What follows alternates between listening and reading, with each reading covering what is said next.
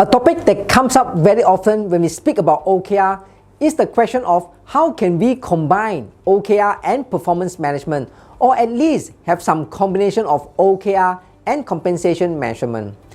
Most people will say you must never ever connect OKR with performance management bonuses or incentive. Well, let's look at it from a more rational perspective.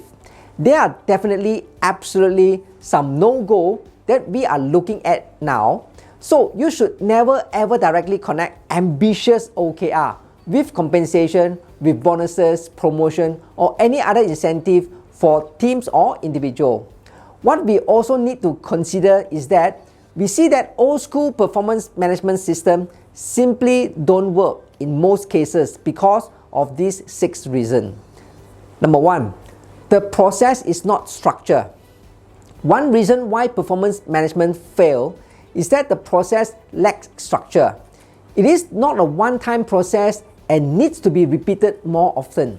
It is not possible if you don't have a well-designed structure for performance management, because the main reason behind having a performance management process in an organization is to improve overall performance of the employee in the organization. So, a well-structured performance management system helps the employee understand the organizational strategy better and work towards achieving their goals with more motivation. Number 2, goals aren't in the picture in any organization. Employee goals aren't in the picture when the performance review process is on. Sometimes performance management also fails because wrong goals are chosen to optimize the performance of the employee. In short, goals are important to keep employee motivated and perform better. Number 3, lack of communication. Sometimes managers aren't able to communicate what they expect from their employee. It is important for them to communicate properly with the employee about the benefit of performance management.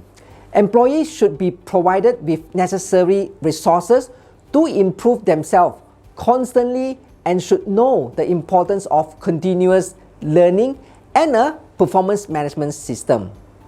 Number 4, overemphasizing recent performance. This is one of the most common mistakes that managers or HR make. Performance management processes are plagued with various biases in general. Recency bias is one of them. This is an unconscious bias, since part of the problem can be attributed to memory and the way the mind makes association. But it is a dangerous bias all the same.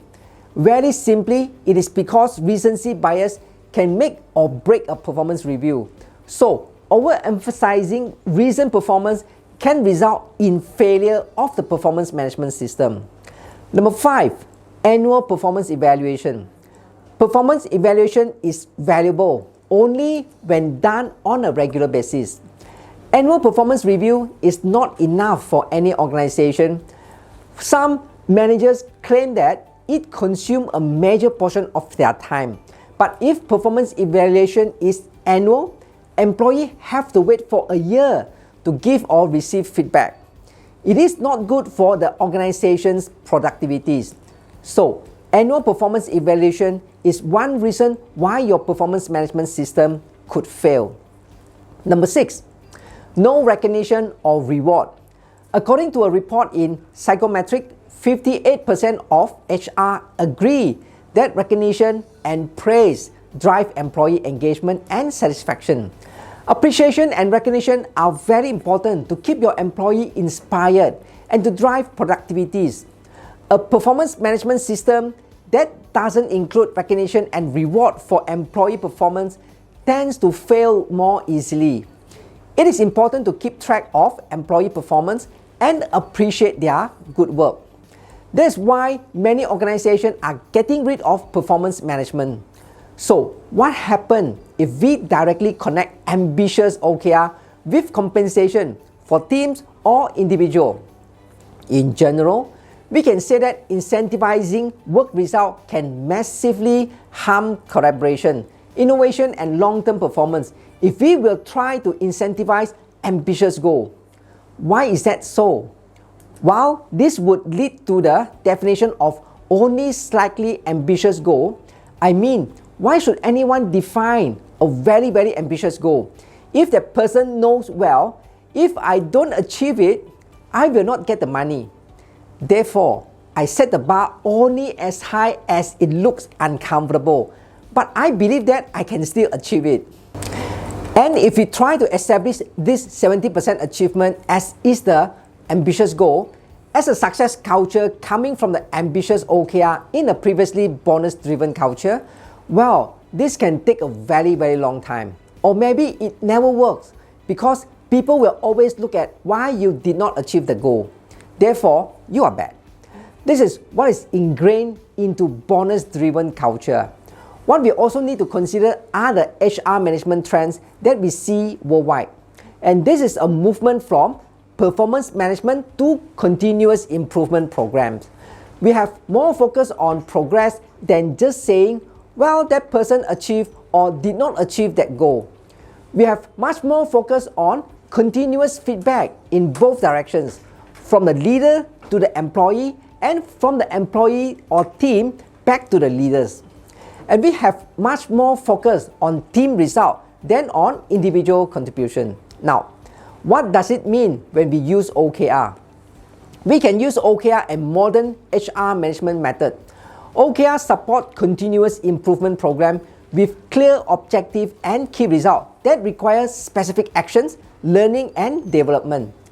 And if those actions are not up to par, it will be visible and can result into an improvement activities like participating in an online course or working with an expert. A weekly or bi-weekly meeting between the leader and the team or between the team leader and individual are perfect opportunities to notice the progress the team or the team members make, which help in seeing early on the need for further improvement or give us the chance for faster growing or handing over more responsibility to this individual or to this team. The quarterly replanning sessions are structured and they are perfect to identify the progress, to identify the lack of progress on the bigger scale and also show us the new development opportunities.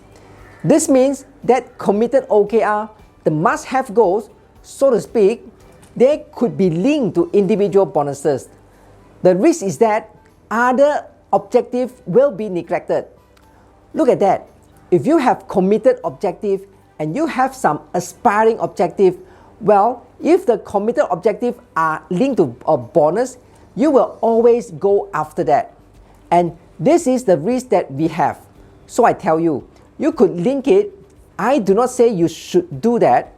When we look at the aspiring, the ambitious OKR, well, very often the behavior is maybe something that needs to change and we need some specific activities to achieve ambitious and aspiring OKR.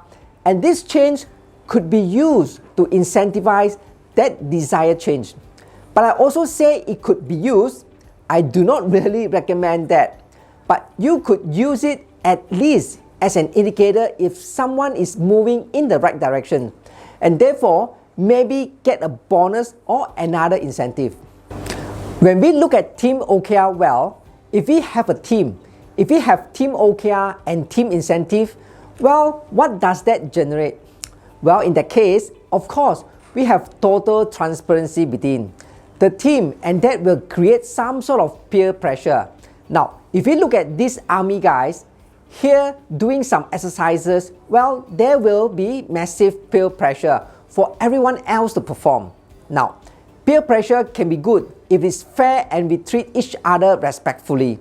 It is very bad if it turns into a destructive, unfair, or even bullying behavior within the team. Therefore, just moving towards team incentive and saying, well, now everything is fine. Well, it is not really. You still have to be very, very observant and see what is happening if you need to do that. So the summary here, if there is an incentive program, may incentivize whatever you incentivize, OKR can and will always have an impact. Definitely. There is no question about it. If incentives are based on other business goals that you have that are not connected to OKR, they will, no question about it also, they will negatively impact the efforts invested towards OKR because, well, if there are other goals, if they are not reflected within the OKR that we are trying to achieve, then the OKR will always have a lower priority than the business goal we get incentivized for and incentivizing behavior and progress. If you have to incentivize something, then try incentivizing behavior and progress is always favorable compared to only looking at outcome-based incentive.